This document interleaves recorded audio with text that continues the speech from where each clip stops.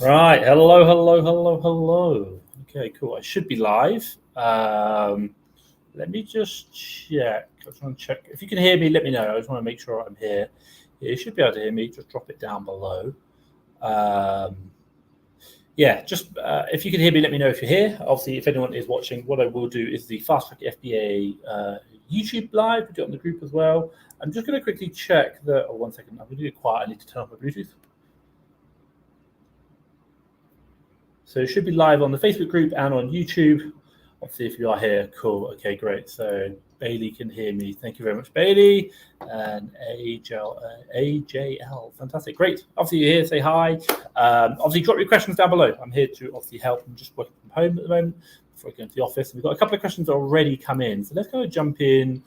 Richie resales as we jumped in. So trading through a limited, but when I purchase OA online, the invoice still says my name and not the LTD. Would this be an issue with Amazon if I have to use those invoices as evidence? Not that I'm aware of. Like we've managed to get clear down pretty much. We've only got one IP complaint on our Amazon UK account, and like no inauthentic complaints, and we've had lots of complaints, but we've managed to clear them all down by showing them the correct invoices. So either it's like my name or the company name, that's fine. You can do something a bit hacky, like in when it says like first name last name. In the first name put your like Thomas Parkinson, and in the last name put like Fast Track FBA. Obviously put your company name in. That's absolutely fine. So you can do that as a bit hacky, or do like Thomas Parkinson the name, and then obviously or your name obviously, and then in address line 1 put your company name, and then address line 2 put the actual address, like wherever you're located, like door number 6. So you can get around it that way, but like we've not really had any problems, and I don't like some people think that, but I don't really hear it, if that makes sense. So I think you'll be fine. Richie says, how do you work around this? Put the business name in.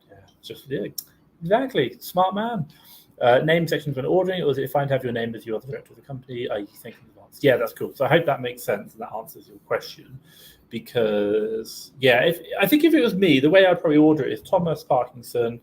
Address line 1 would be a company name, and then address line 2 would be the actual address starting. So you've got it all on there. That'd be the best way. But from an accounting perspective, no, it doesn't matter, because the transaction's gone through and you can prove it, and also everything corresponds. But from an Amazon perspective, I think we've not had any problems with it, so I think we're okay. Let's go through. Yes, you can hear us. Fantastic. Thank you. Loud and clear. Great. Facebook user. Hi, Facebook user. Hi, Thomas. Hi. Good to see you. Ash. Hi, Thomas. And I am too fun. What a name. Great. Are you recording this session? Yeah, all the YouTube lives get recorded and they're on YouTube, so you can watch the back of the previous ones. Obviously, they're really helpful. So do drop them, like you can go back on the YouTube channel and see all the previous ones. No problem. Guys, if you've got questions, drop it down below, and obviously I do answer them. So this is like a Q&A session. Like it's really me answering your questions as opposed to like me doing anything. The one, I'll kind of give you an update on my business if you want me to, but I will kind of jump through. So let's kind of jump through AJL. I've been selling on Amazon for the past couple of years, mainly OA, fast wholesale, fantastic. One concern that's been discussed recently is OA. Cool. There are some sellers stating that if you are using the OA method, the goods will be secondhand because they've gone through more than one retailer. What are your thoughts? No, not at all. Not at all. Look. Yeah, okay, let me put it this way. I disagree with it, and I'd say from my experience, we did 3 million over the last 12 months. We've had multiple inauthentic complaints, i.e. customers have said return, reason why, inauthentic. And obviously that triggers an automatic inauthentic complaint. You've got to prove the invoice. We've got rid of all of them, all of them. Never had any one stick. And we've provided invoices from Boots, Walmart, Argos, all these kind of retailers. So I understand what they're trying to say, but the truth of the matter is no.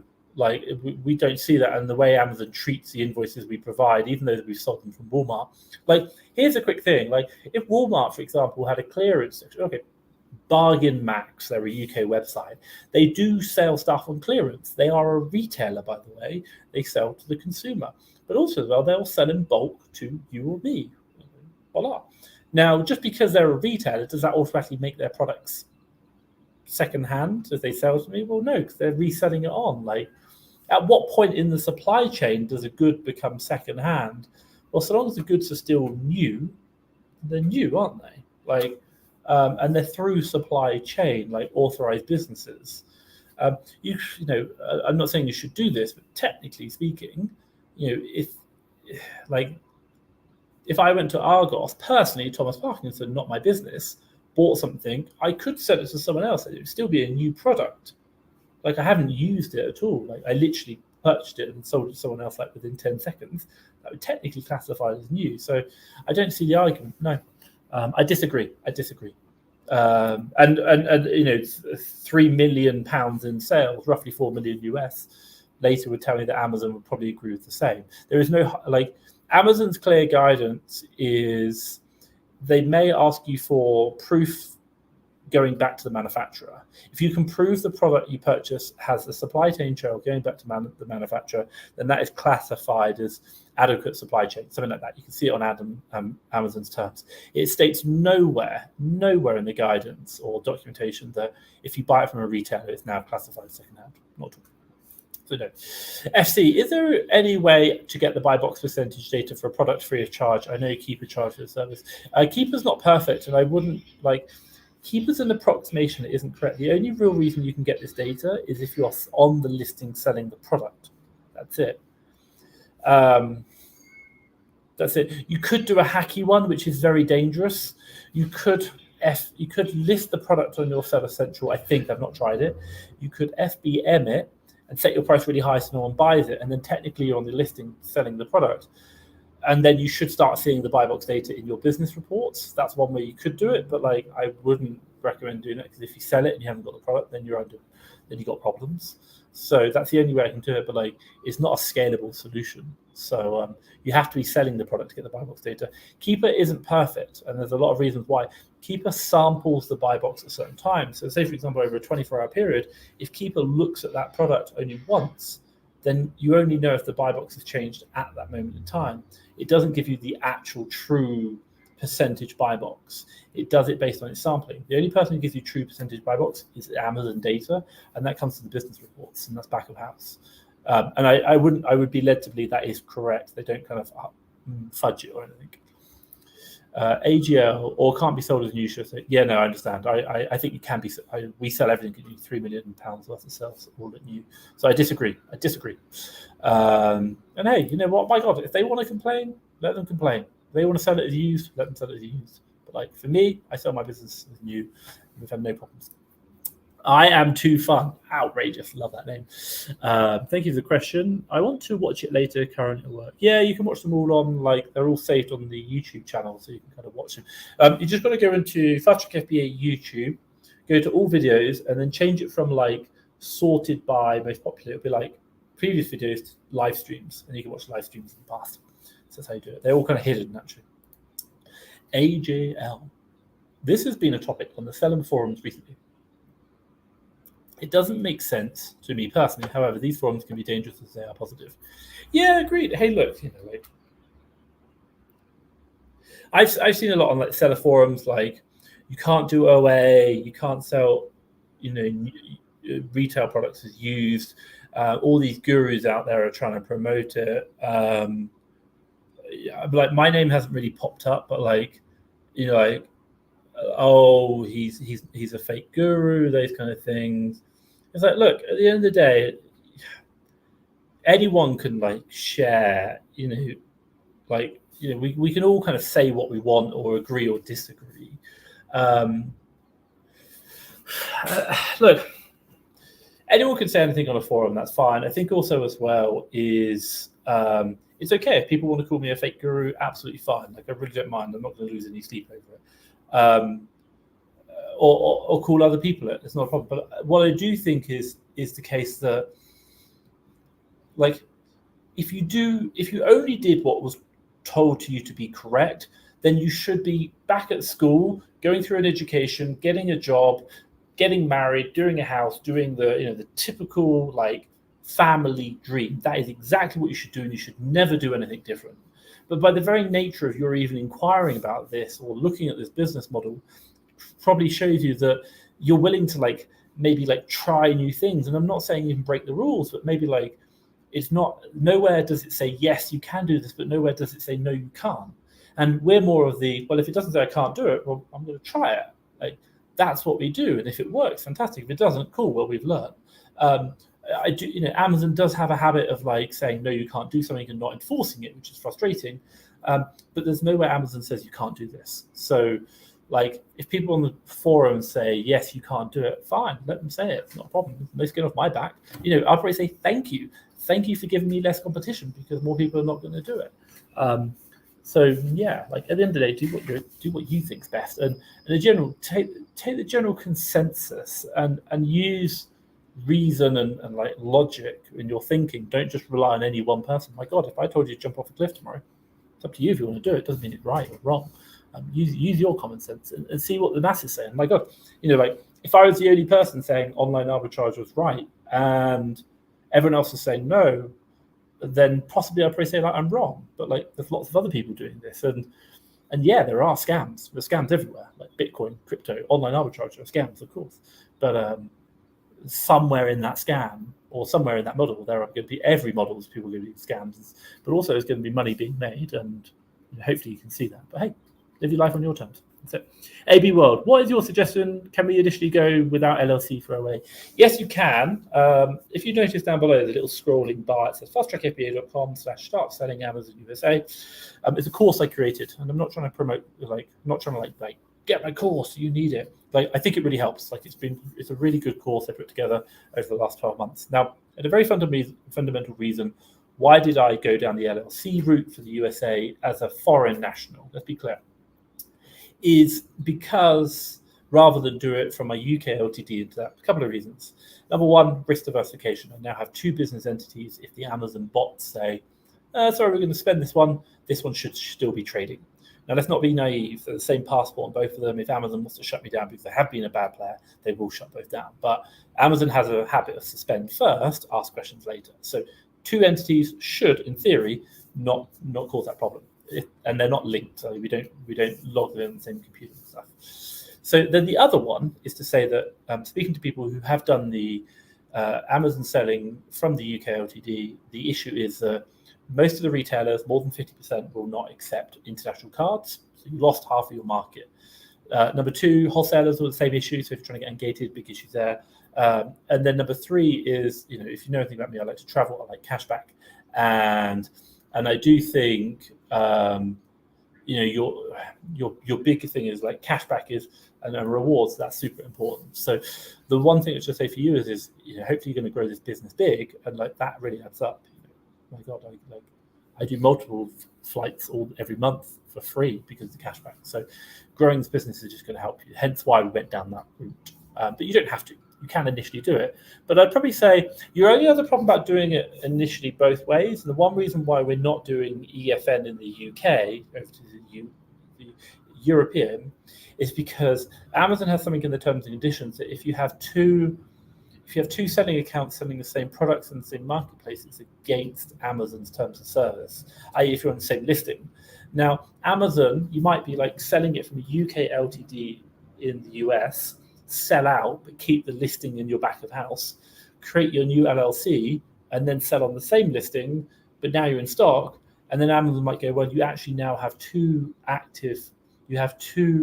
listings. I'm not saying active, sorry. One's inactive, one active, of the same product from two different selling accounts, which is against terms and conditions. Both accounts now shut down.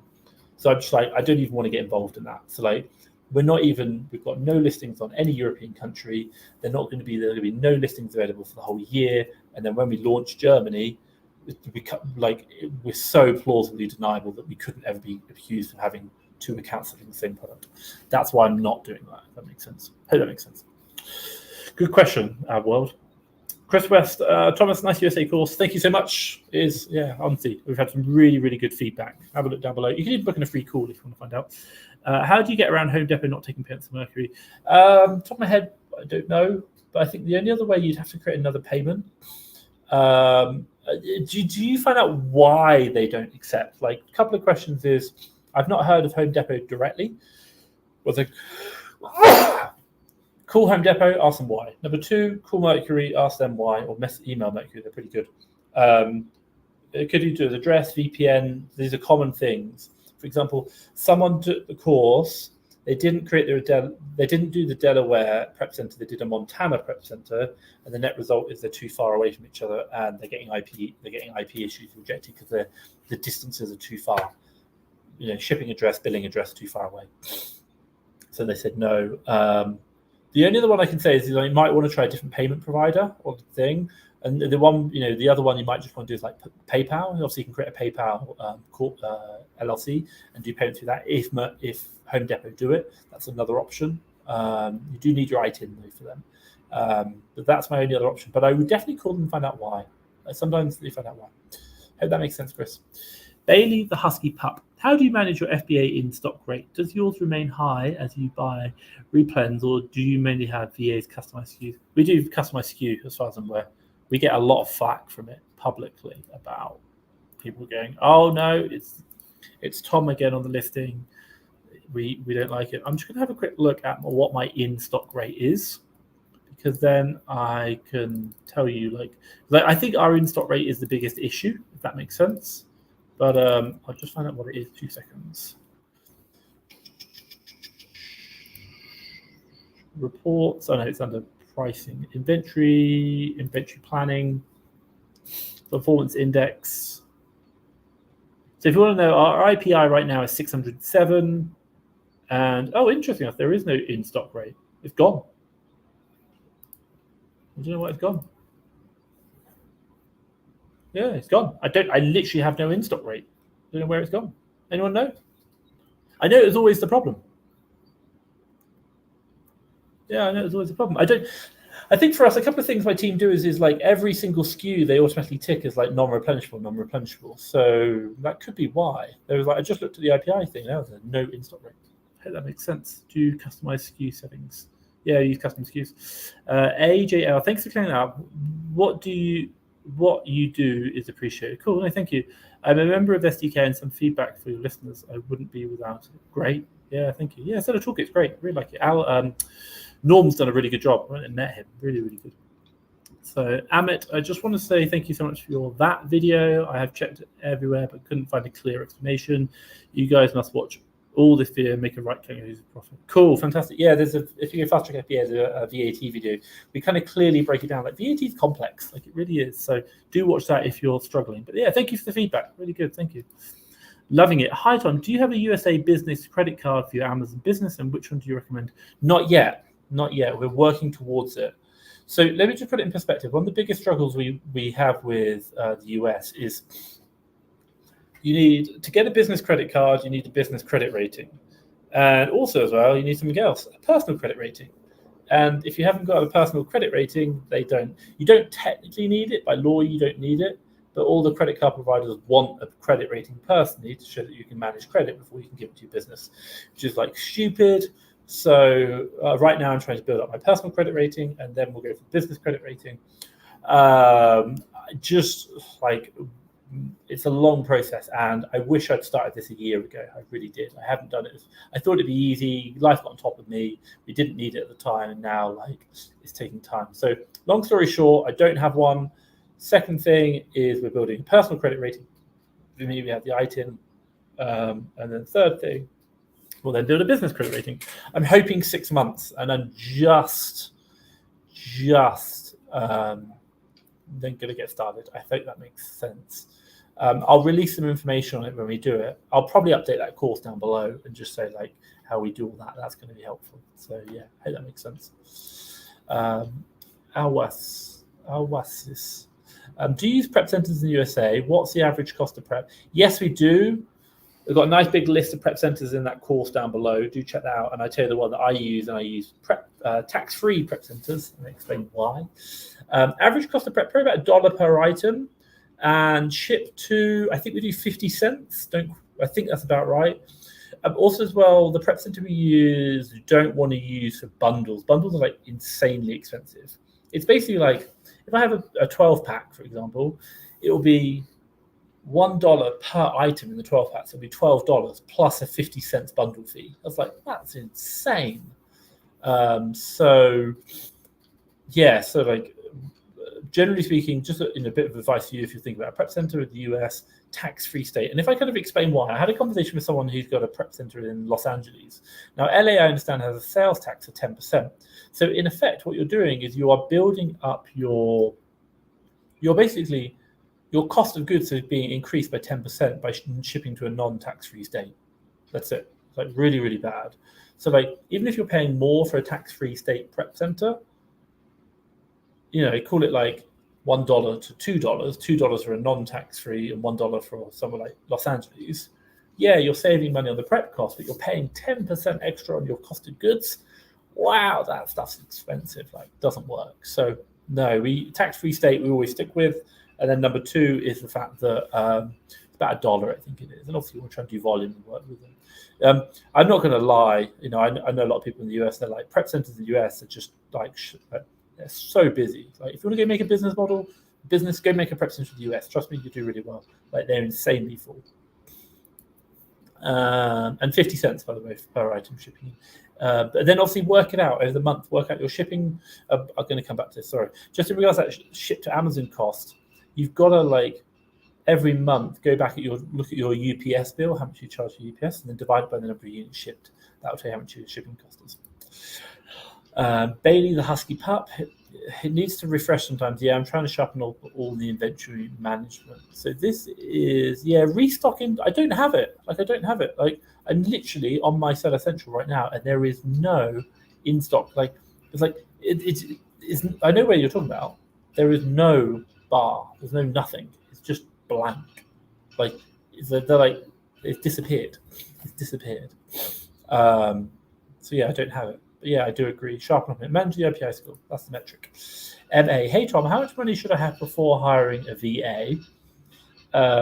So look, we say minimum about £4,000, 5,000 US, but ideally want about 10,000.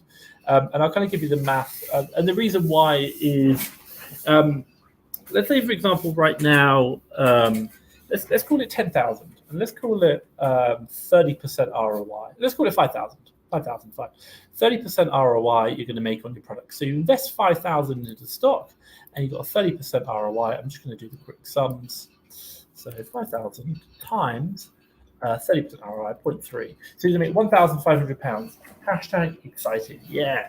Now, what you got to realize, if you buy a product today, let's say, for example, I spend £1 today, then you're going to ship that pound to the warehouse, and it's going to get to Amazon. Let's say, for example, on a good day, it's going to get to Amazon in 2 weeks. Then once it's in Amazon, on average, your products are going to take at least a month to sell. We all talk about buying a month's worth of stock. Life isn't really like that. Let's call it 6 weeks, for example. Let's call it a month. Call it 6 weeks on average. So that means some will sell it a month, some will sell it 6 weeks, some will sell it 2 months. And let's call it 2 months if we're going to be realistic. We're worst case scenario. So now it's 2 months in Amazon. And then once you've sold it, it takes 14 days for that money to come back to Amazon because they sit on it for 14 days. So you've got 2 weeks up front, 2 months in Amazon, and 2 weeks on the back end, total 3 months. So remember, you've got $5,000, you've got 30% ROI, you made 1,500 profit, but over what time period? 3 months. So £1,500 profit from $5,000 and 30% ROI is now £1,500 worth of profit. And you've got to divide it by 3 months, which is now $500 per month. When your VA is costing you $400 per month. So you're only making £100 net profit. So like $5,000, like $4,000, $5,000 at the minimum, like absolute minimum. Ideally, if you're doing fast turnover, high profit.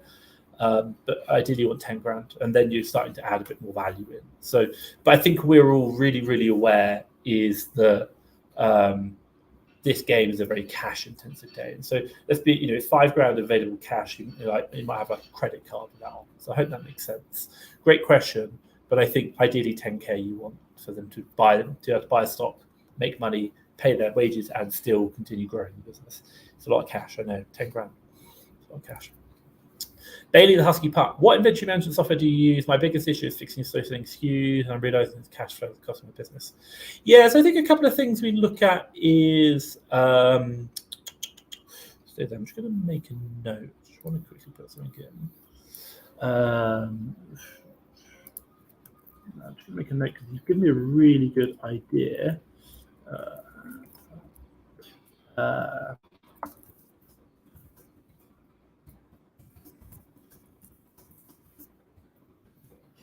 Cool. So we pretty much use the USS, Ultimate Sourcing Sheet, for like managing all our stocks. And that's really just like buying, shipping, getting it sold. And then in regards to aging stock, the general thing we're doing is probably using, we use Seller Toolkit for the repricing, and then they have automations. And what we're looking at is just making sure that any stock over a certain age is sold down or reduced down. So we're a bit more aggressive on the repricing. So that's it really. Like, I know there's out there and even Seller Toolkit has its own kind of like inventory stuff. So we use the USS for replenishables, like just replenishing items, because it tracks back to the buy sheet. But like you can use like Inventory Labs and all these kind of products, and they're okay, they're cool, they work, like So Stocked and Restock Pro, I think it is.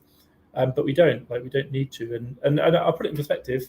In the US, that's like it's $80,000 last month in sales. So, and that's just with 3 VAs, 1 purchasing manager, and 1 admin assistant managing that whole process. So it can be done, and we're not like investing in huge amounts of software. So I think you can definitely do it. And the big one, I agree with you. And what are we really looking at? We're looking at the inventory age. So again, IPI score in Amazon, looking at inventory holding and what's over 90 days, and anything over that, we're like, okay, let's reevaluate. Sometimes we'll clear it down, sometimes we won't. But most of the time, we're like, okay, we want to get this sold. So define what a slow selling SKU means, and then once it's been over that age, then get it sold and then get it cleared down. So I hope that makes sense. But yeah, we just USS and STK repricing through automations. Bailey the Husky Pup, maybe you are so efficient they don't need to advise you anymore. I doubt that. I think it's maybe something they do a setting, like because they turn everything off, then we don't have it. I don't know. I'll ask. It's interesting. I've never seen it before. Never seen it be removed. Yeah, maybe I am too efficient. Don't know. But the API is quite good. 600 something. Mark, guys, if you've got questions, drop them down below. I will answer them. I will ask them. So may I ask what are keeper warnings? I don't know what keeper warnings are. What are keeper warnings? Where do you see keeper warnings? Mark, can you let me know where you're seeing this? You call them keeper warnings. What are they like? Is it like new seller count? Like it's going to be brands you need to be aware of? I don't know what you mean by keeper warnings. What does that mean? Can you let me know down in the comments below? That'd be great. Blaine, are there prep centers in the UK that will handle individual items, or will they only handle multiple quantities of a single item? Any prep center solution? Yeah, sure. You can ship like 1 phone case to a prep center. They'll handle it. Obviously, they'll charge you, but they'll handle it. Sorry, 1 second.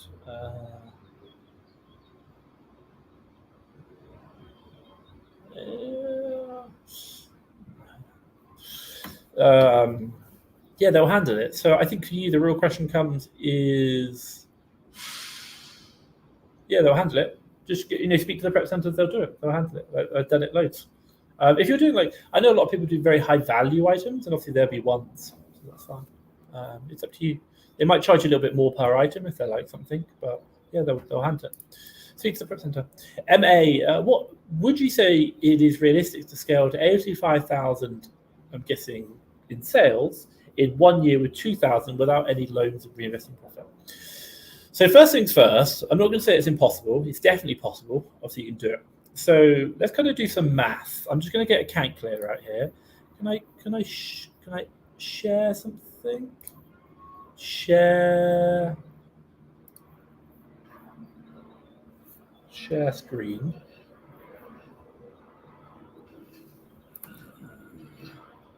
See what it shows me. Oh, I can share a window. Okay, let's do the calculator. Can I share that in? Cool. Let's see if I can add my calculator in. Voila, we got my calculator. Cool. Okay, let's do some maths. I'm going to try and do this. So we've got 2,000. So I'm going to be really realistic. So we've got £2,000, right? And I'm going to be really nice. Let's say, for example, you're averaging, let's call it 60% ROI. My God, if you're doing 60% ROI, fantastic. And we're going to assume 60% ROI is not including, let's call it 80% ROI. 80% is really good. And by the way, it includes all your prep costs. So 80% ROI. So 2,000. And by the way, we're going to assume, because remember, it's going to take you time to buy a product, ship it to Amazon, get it sold, and then 14 days to wait for the money back. Now, I don't think it's realistic to be able to do it in 1 month, but I do think you can do it in 2 months. So the question comes is if you can do it in 2 months, i.e. spend your 2,000 today, and in 2 months you've got it back plus the profit. I think that's realistic. So if it takes 2 months, you can flip it 6 times. So 2,000 at 80% ROI, this times like 0.8, means at the end of month 2, it's going to be 1,000. Oh, no, get it right, Tom. 2,000 times 1.8. So the initial investment, now you've got 3,600. So that's the end of February. So month 2. So we're going to do it 6 times 1.8. So that's the second time times. So this is just revenue, by the way, sales, or how much you're flipping. Oh my God, I'm going to kind of do a bit. It's a bit dangerous. 2,000. Okay, sorry, because you're asking the question in revenue. So 2,000. Let's say, for example, you're buying something for 2,000 and you're selling it for 6,000. Normally, you buy something for 10, sell it for 20, but we're choosing a good ROI. You're not asking about profits, you're asking about revenue. So say, for example, we buy it for 2 and then we times it by 3. It gets really complex. So I'm just going to kind of have a play, sorry. 2,000 times by 3, that equals 6,000 in sales. So we've got 6,000, and then we're going to assume you've got like 3,000 back, times by 3, 6,000, 9,000. I guess get a calculator out. So if I do, this goes 6, 9, 6 plus 9 plus 12 plus 15 plus 18. I think one more, plus 21. Yeah, possibly. Like possibly. You're like, I'm not going to lie. You could really, you know, yeah, it is. Like you can, but you're going to get really high ROIs. So I'll remove that. So long story short, is it realistic to scale to LD5K? Yes, it is. Of course it is. Is it profitable? Yes, but is it likely? No, because 2,000 is a too low a starting rate. Generally, you can flip it 6 times, and if you can double your money each time, you can do it. But you're talking about revenue, not profits. So it's quite a complex thing. I need a spreadsheet, but I was just going to do it. Yes, you can do it. Yes, you can stay under the 85, but you really don't care. Stop worrying about revenue. Think about profits. That's what you're looking at. Sorry, that was a bit of an exercise, and then I realized how complicated it was. AB World, which is best state to foreign? If you want to know, we created, it's down there, how to do it. We do it in Delaware. You can do Wyoming as well, Delaware. And if you want to know how, the tax courts, who we use, get that course. It's going down the bottom there. Get that. That's going to help you. It's £100, really simple. We do it in Delaware, but how to do it, what you need to know, and that course down there, get it, really good. You like it. How do you calculate how many units to buy? Very simply, if I just kind of summarize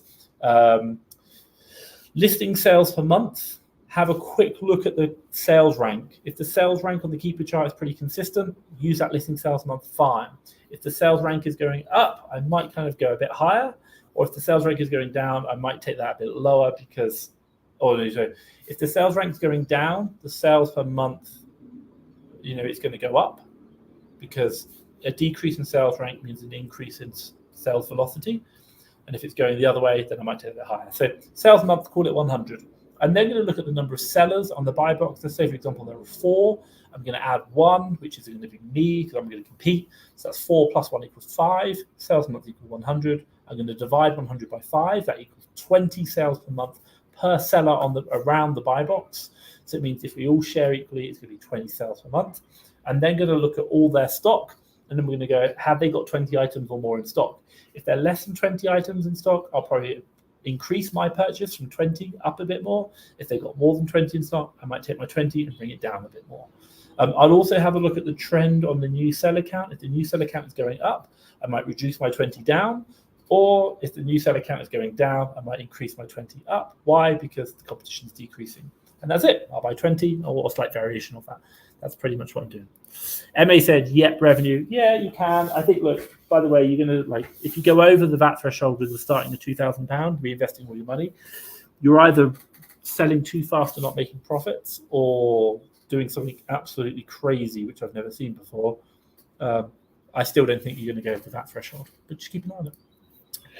Zoe, what are your thoughts for FBA Mexico? I think you said you're in CMDX. Just wondering, you're seeing possible Mexico. Yeah, so I live in Mexico. I'm literally looking out over Mexico City right now. Very beautiful. You can do Canada as well. There is possibility, but I just think there's so much opportunity in the US right now. Let me put it this way. My thoughts behind it are, if you're selling in the UK or the US, what you want to be doing is you want to maximize your, I hate to say it because people are going to hate me, you want to maximize your sales, your revenue within the first 1.5 to 2 years. Why? And again, you're going to hate me, so big caveat here, it's because the higher sales you have, and I'm not saying profit, I'm saying sales, that's why people are going to hate me, the bigger loans Amazon are going to give you. Why should you care about that? Because let's say, for example, if I can just churn my revenue up to, I don't know, £1 million in the first 2 years, well, Amazon might come along and give me £250,000 or $250,000, for example. Then what does it mean? Well, it now means I can use Amazon's money to continue my business growing and take my money out and then start in Mexico.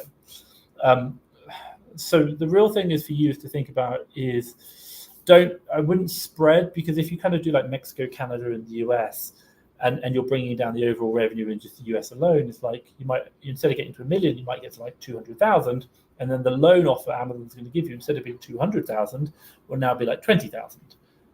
That's a very different amount of capital, and we understand this is a very capital-intensive business. So I think for you is, if it was my thoughts, I would be wanting to make sure that, number one, there's at least 1 year to 2 years trading experience, and number two is the fact that we're getting loan offers from other business, from Amazon, or we can use credit, other people's money. Why? Because I go back to Rich Dad Poor Dad. Use leverage to get rich, using other people's money to grow your own business, and then you can pull that money out and go elsewhere. Maybe start in Mexico, but like, right now I'm not. So there is money. I know people doing 7 figures in Mexico alone, and I've met them, but I just probably, like, right now, no. But you can do it. Yeah, big enough marketplace. Yeah, I hope that makes sense. Bailey, when sourcing for new products, do you go with the 30-day average or the current buy box price? I don't do any, and it's two things. So, like, no one really kind of talks about this, and I think it's something really quite key. What's the whole point behind Keeper? Keeper gives you a snapshot of the past to show you what's going on. So it shows you like the sales rank, the buy box price, the new seller count, so all these kind of things. And why do you want to know this? Why? So we can make the best prediction of what the price will be in the future. Now, if the price has been consistent on the buy box all the time, fantastic. We'll probably use the 90-day average price. Nice and simple. But if the price is going, or like the price has been pretty consistent, and so is the new seller count, but in the last 30 days, the new seller count has gone up by 10-fold, and the price is now declining, or the 90-day price would just be stupid. You wouldn't use that. You would look at that 30-day and look at the trend and see where it's going. And what are you trying to do? You're trying to use all this information from Keeper that you've got, which is to show you're using it to make a prediction. And your prediction is, what will the price be in 2 weeks' time? What will market conditions be when my stock lands? And if I think that those market conditions are still going to be favorable, then I will invest in that product. Now, it might be your strategy is I buy it, I ship it in 2 weeks' time, get it sold. Cool. You might be quicker. You might be able to, if you're doing FBM flips, like, my God, I might be able to buy a product today, FBM it tomorrow. Like, wow, that's going to work. That Keeper chart works for me. Or perhaps, my model is buying something today, reselling it in 3 months' time. I hold my stock. I'm looking at the Keeper chart. I like that increase. Why? Because I'm seeing the sales velocity is insane. But as I see the increase, I'm also looking at the stock counts, and they're not very high. Like, those stocks are going to sell out quick. So I think I will buy lots of this now. Why? Because everyone's buying it, and I can hold on to it. That stock's going to clear down very quick, and in 3 months' time, I can jump my stock in, and the price is going to go back up again. So, long story short, understand your model. Look at and use Keeper. Don't look at any one metric in isolation. Look at them together to do what? To understand what the market conditions will be, price, when your product lands. That's it. That's all you're trying to do. Like, it isn't about any one metric. That isn't the answer. Hope that makes sense. Bailey. Also, when deciding replay amount, does the target sale price change?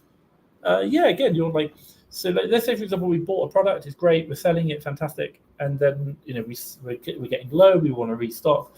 Of course, we'll look at what we've sold, we'll look at the market conditions, we'll look at the pricing again, and we'll reevaluate whether we want to rebuy that product, and also how much, and also how we price it and what we do. So yeah, definitely, we're always, like, the market is always changing. So and the target selling price might change. It might be the case that, let's say, for example, we're buying this product, I don't know, we bought this product and we're looking to sell it for, 30% ROI. And it was selling nicely, and then all of a sudden now everyone else jumps on it. I'd be like, well, look, we can still keep buying it. So we might just sell it for like 15% ROI. We'll sell it at the market condition, but we're not really too worried because we're still making money and we've got the cash in the bank to spend. So we might do that. Or it might be the case that actually we did that and then we come back and it's selling at 15% ROI. But now what we notice is the supply is running out of stock. So we're going to buy out the rest of the stock. And our target price is now going to be 40% ROI because we're waiting for everyone else to sell out and now we'll sell it. So you're always reevaluating the market. And that's the very nature. And it's hard work. It's really, really hard work. And I think you need to be aware of that. Like, that's how you're making your money, by doing the hard work all the time consistently. Hence why building a team is very helpful. It's hard to do on your own and it gets tiring. But we're always reevaluating. Hope that makes sense. Bailey, let me know in the comments down below if that's helpful. Hi Thomas, I hope all is well. Do FBM sellers usually lodge IP claims? I've seen the listing which has 3 FBM sellers with thousands of reviews. I know Amazon EU has been on the listing previously. Okay, let me put it this way. Other sellers on the listing. So look, IP complaints generally should be from the brand owner themselves. Generally. I'm not saying it always is, but it generally should be the brand owner themselves. So what does that mean? Well, it means that they can be only FBM or only FBA or a combination of FBM and FBA, and you can still get IP complaints, even if the brand itself isn't on the listing.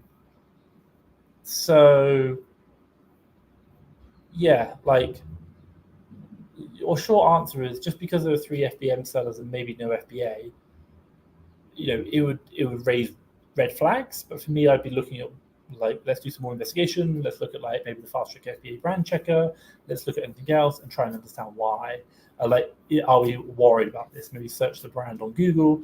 But if I'm not seeing any reason, then I might say that has to be in the past of FBA sellers.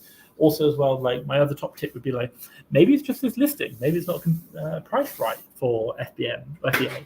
So I'll go look at other listings of the same brand and can I see other sellers on that? If I'm seeing, like, no one on any of them, then I'd probably be like, okay, I'll probably stay clear of that. But just because there are only 3 FBM doesn't necessarily mean that you're going to have IP claims. It's probably more likely that it's not competitive. And then other FBA sellers aren't selling it. Hope that makes sense. Let me know down in the comments below 2321 if that is that helpful. So if you guys got any questions, drop it down below. I appreciate it. I've probably got to the bottom of them. Wow, we're early. I think my little screen share with the calculator was everyone was like, bored of this. No one wants to see mathematics. Not saying that I know anything. So I'll give you a little update on my business if you're interested. Obviously, if you've got questions, drop them down below. I'll help you out. But I'll give you an update on my business. If I just kind of put it here, guys, drop your questions below, and I will answer them. Okay, fine. We got this one here. The thing is, I've listed it on it before, and they weren't only sellers, they're making very good profit. Yeah, fine. Like, do your investigation, do your due diligence. So, like, check Keeper. Has there been previous FBA sellers? Have you seen a massive drop in sellers? Like, that would be, if you've seen a drop in sellers, warning sign. If there have been FBA, maybe they dropped off because it's not price competitive. Fine. Number 2, make sure it's actually the same product. Is it a bundle? Read the reviews. Make sure they're good. Look at other listings of that brand. Are there FBA sellers on the other listings? Just try and ask the question, like, if there was an IP complaint, if I got an IP complaint tomorrow and I look back at, that's what I could see. Like, there, I could see actually now that I know it's an IP brand, like, I can now see it on the graph, or I can see something. So for you, I'd just say really think about that, like, go back over and do your due diligence. Like, and it's still not perfect. Like, you can look at a perfect brand, you're still going to get IP complaints. It does happen. So we're trying to minimize them. You can't stop them or reduce the chance of them. So that makes sense. But yeah. And then then try it. Worst case scenario, the other one you can do is just list it. If you've got it in your listing, they might try and give. Well, you said you already sold it, so you should be fine. Yeah, I don't see why not. Cool. I'll give you an update on my business if you want to know. UK is going well. We're just doing some weird things around our repricing right now to look at margin. And hiring team members. So we're hiring, which is great. Number 2 is UK wholesale. We're getting more into the negotiation side of it. I think we've got about £50,000 worth of wholesale being shipped in, which is good. 5 figures of wholesale, really happy with that. Just another thing we want to try and build. And then finally, USA, we went from 9 IP complaints down to 4 now. We're still fighting them, so getting them reduced down. Also as well, we spent all the money. Well, hey, I think, don't quote me, I think we are on, second. Hey, can you send me a screenshot of revenue? We did, I think it was like 80K last month, so I'm really happy with that in the US. So doing really well, and that's only on 3 sourcing VAs. So lots to do, lots of work to get done, and we're still getting quite a bit of cancelled orders. It's a metric we're tracking, but we're still working towards it. It does take time. Guys, if you've got questions, drop them down below. Also, I will get them answered, or you just go listen to me talking to myself. So 2321, but you are spot on. Other products of the same brand don't have any FBA sellers. So the trend is with this, they have very high BSR and guess goes out of stock very regularly, both Amazon and the manufacturer. Yeah, I think the question you got to ask is like, just because they've got no FBA sellers doesn't necessarily mean you can't sell them. You should definitely be doing your research and your look. And if I was you, I'd be like trying to look at like, why might they not have any FBA sellers? Is it the fact they're not competitive? Is it the fact that you can't get stocks? Or is it the case the brand won't let them? There's no harm in like calling the manufacturer up, pretending to be someone else, and be like, "Hi, yeah, I want to sell your. Can we buy your product on bulk?" And like say, "Hi, I'm from like Joe Blogs and Blogs Limited. You're not obviously, and we want to buy your product to sell on Amazon." Be quite blatant about it and see what they say. They might be like, "No, we don't do it." Like, "Oh, why have you not thought about it? So you've got other sellers." "No, we take them all to court. We'll do it very regularly. We're proactive on it." "Oh, I'm sorry to hear that." Like have that conversation. Like you can pretend to be someone else, just to see how, if they are like, "No, we don't allow it." Like we're very proactive on it, but like once every 3 months they might do the kind of get everyone off the listing, and you just so happen to be in between those windows. So. Not necessarily, but I would try and do all your due diligence. So just because there is no one doesn't necessarily mean you need an IP complaint, but it should do warn bells, alarm bells, and it should do warnings. I hope that makes sense. Guys, if you've got any questions, drop them down below. I will, if I had to give you a bit of update on us, obviously we've got the Start Selling Amazon USA course, really good, do check that out. We're also going to be beta testing basically our whole process of doing administration, and by administration it's like accounting, invoicing, IP complaints, everything else. We've got another course coming out for that, and that's kind of the preliminary.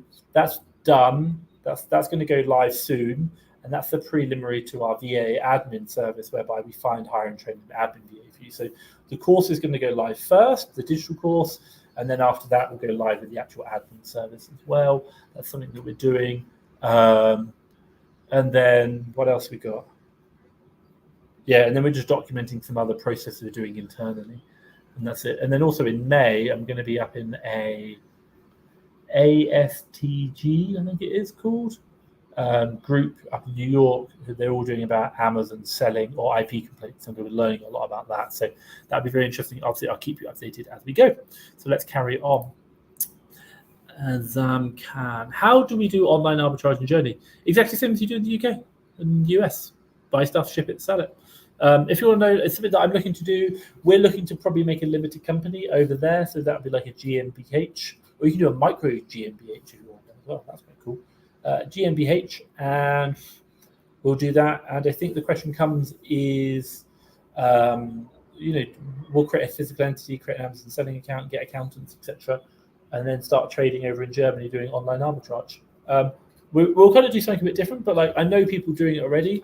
The feedback from what I've heard, should we say, through the grapevine, is that it's not a particularly like easy marketplace. It's challenging, it's hard, like there are problems with it. But I do think that you should be able to do it. I don't see why not, if that makes sense. So we'll see. But like it's exactly the same as anywhere else. Buy stuff low. TU32, thank you very much. Cool, no problem. Let me know if there's any specific questions about that in the comments down below. Let me know. TU232, 2321. If an IP complaint does come through, what would your order of steps be? I have a lawyer dealing with another IP complaint, but it's been 2 months and got nowhere. Haven't appealed it yet. I haven't appealed it yet as a lawyer. Look, I don't know who you're using. We use a guy called Jeff. fasttrackfba.com/Jeff, Jeff.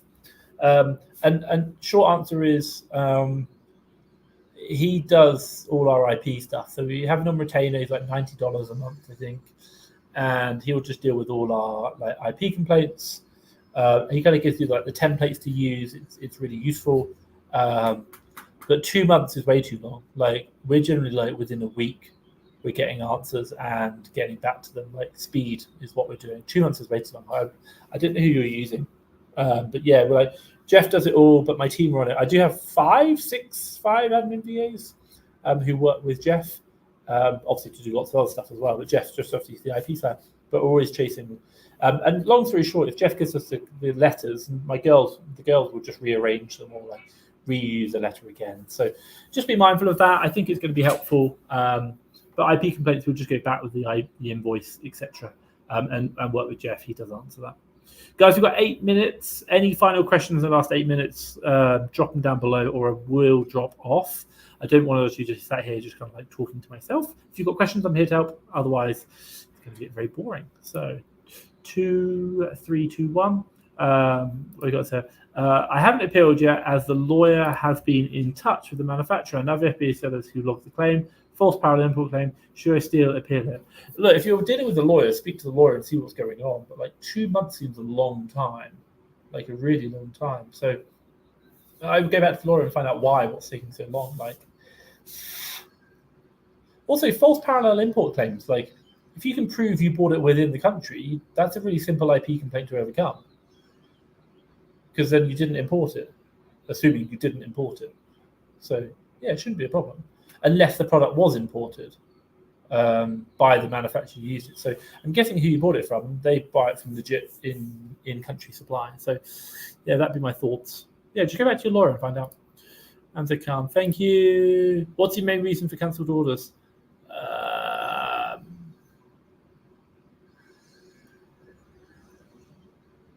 I don't know. I don't know the answer off the top of my head.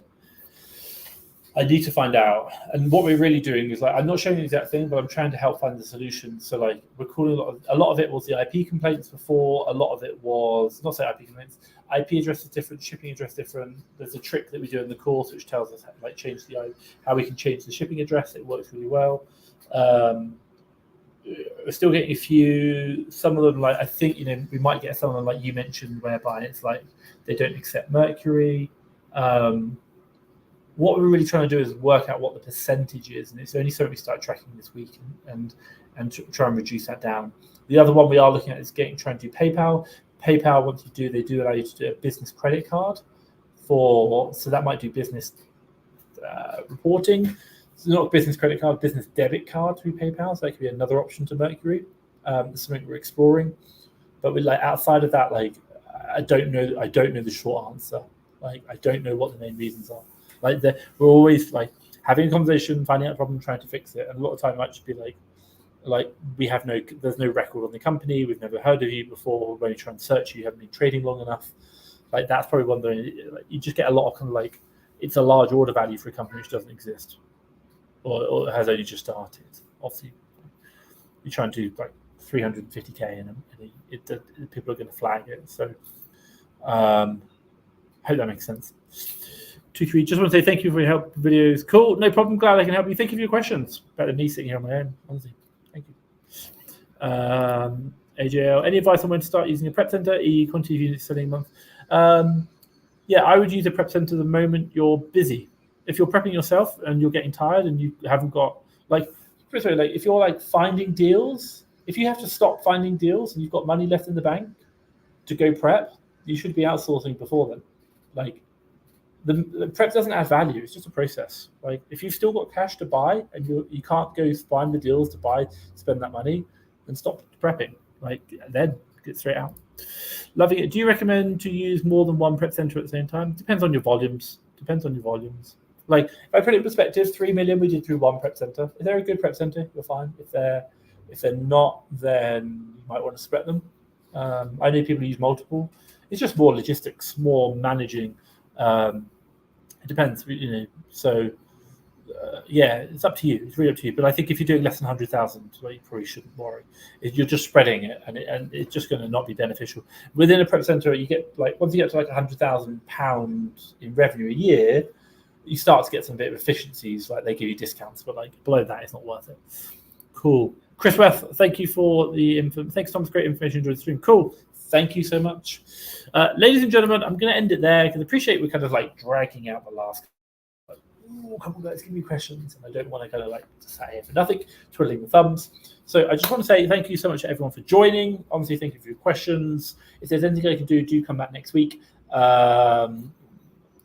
When opening it, so oh my god, I'll kind of answer these two. I'm living in the USA. I'm looking to the UK. Do I need to create a UK company? No, you can do it remotely, but I'd probably recommend you do because you're going to need to do VAT registration. It just makes everything easier doing it from a UK company in the US. They're really easy to create, £12. You can do it already on Online Gov, I think, but you can use a formation agent as well.